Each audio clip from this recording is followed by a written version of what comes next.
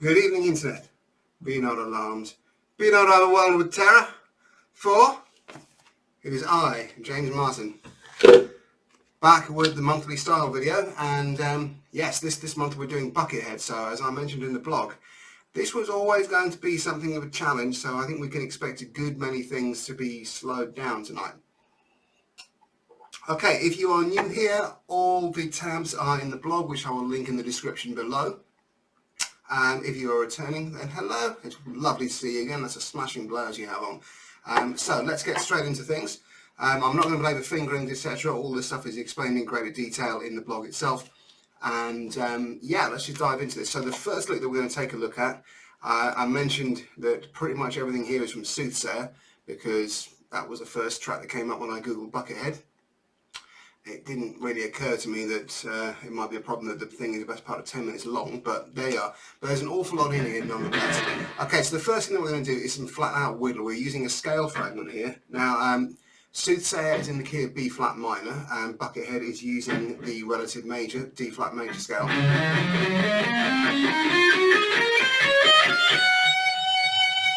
Regular 3-note per string fingering, which most of you are going to be familiar with. If you're not familiar with it, then I would skip over this, because this is not going to be the video for you. Okay, so we're going to be using just the B and the E strings here, and I'm going to play through this slowly to begin with.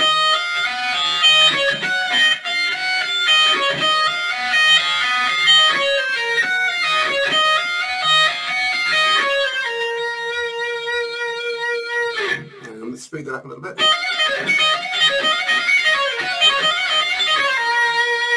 And what's interesting about this, really, this is 3-note per string stuff. It's kind of a repetitive legato motif. It's not that dissimilar to a sort of type thing that you would find Slash playing. And interestingly enough, of course, one of Buckethead's most high-profile gigs was being in Guns N' Roses, the version where it was Axl and Hirelings. Just looking at it, so we've got... So there we've got the initial motif on the E string before coming down to the D flat. Then we've got a sort of a development on that before resolving it again back to the D flat on the B string. And then, so that's kind of elaborating on the E string motif even more before coming back down D flat, C, D flat.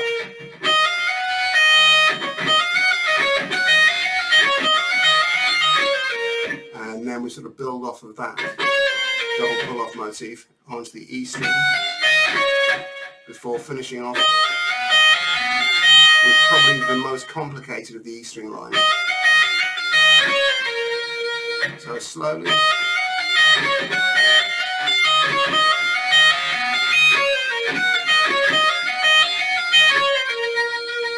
And it's these layered overlapping scale fragments. This is very much a Paul Gilbert technique, and as you've read the blog, that one of Buckethead's teachers over the years was Paul Gilbert. And that's the kind of thing that you can expand into being 3-string.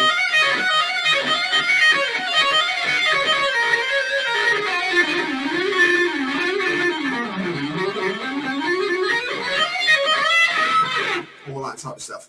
So, moving on, this is another demonstration of how you can develop these types of ideas, and this is using, again, the D flat major scale, or B flat minor. I'm starting here on the 19th fret B.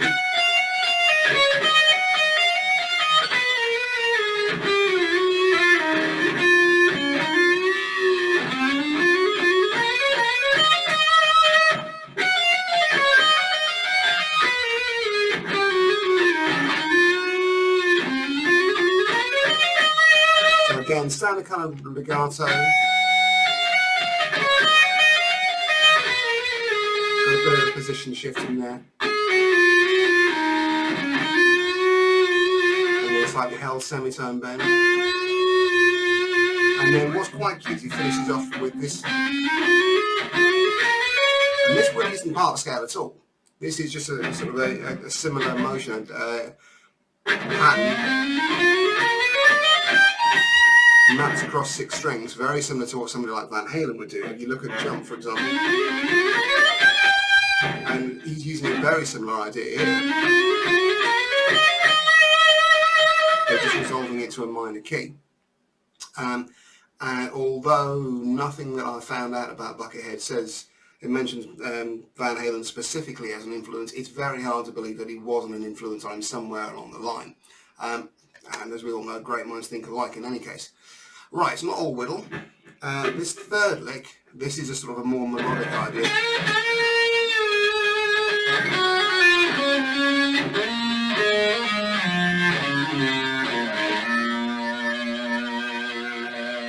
So we've got the bend up, bend down, and lots of vibrato, and like a lot of shredders actually, like Malmsteen in particular. Buckethead's vibrato is big. Wide, confident, assertive.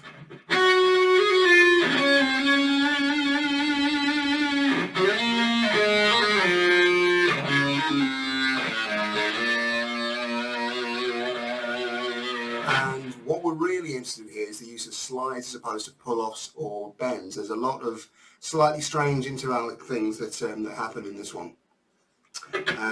So we're starting off flat 7 bend into the root, back to flat 7, flat 6 into flat 7, then down to 3rd, flat 3rd, 2nd, flat 3rd, and there's your root, flat 7, and then into root, hold off the flat 7, down to 5th, then flat 3rd, 4th, flat 3rd, down 2nd, root, see it down to flat 7, and back.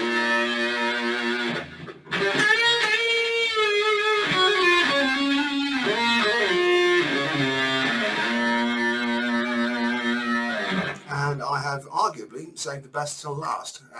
By best you mean absolute finger twisting nightmare. What we've got here, this is all based around a B flat minor arpeggio. Second inversion, so you've got 5th, root, flat 3rd, reaching across. There's your 5th there. So you might be familiar with that sort of idea. And Buckethead takes this one a little bit further.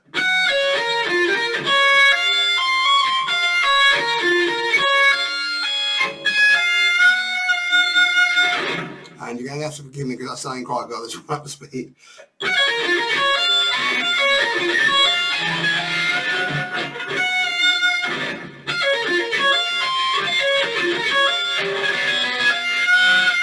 So what's happening here then, we're coming off actually the flat 6, down the arpeggio and back up to the 5th, tapping the C, that's my second, slid into the D flat and back to the C before being pulled off down the arpeggio. So that's giving us a kind of like a minor add 9 vibe. And down the arpeggio and back up. And then this is the trigger, we're going to have to tap the flat 7 here, the A flat on the 16th fret. And then the C on the 20th fret. Back to the A flat. Pull off and bend up a semitone. So you're kind of resolving to a flat 6 there.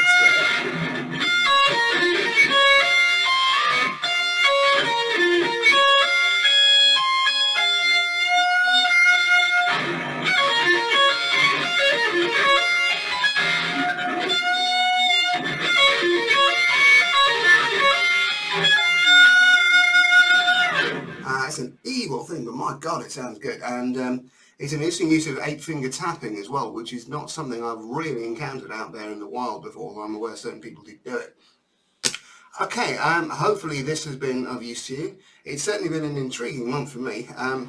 He's a remarkable individual. I'm not quite sure I go along with all the image and the marketing and all that kind of stuff that goes on around it, but whatever your opinion of all that stuff, he is a phenomenal musician. And the statistic I still can't shake is the fact that during 2015, Buckethead recorded 118 solo albums. That's an album every 3 days. Say what you want about him, he's a remarkable musician, and there is an awful lot to learn from him. Meantime, I'm going to go and put my fingers on ice. We shall return next month with a little bit more John Mayer, so I will be learning how to apply soft focus Instagram filters to my YouTube channel. And hey, until then, peace. Like, share and subscribe, all that good stuff, and I'll see you next month.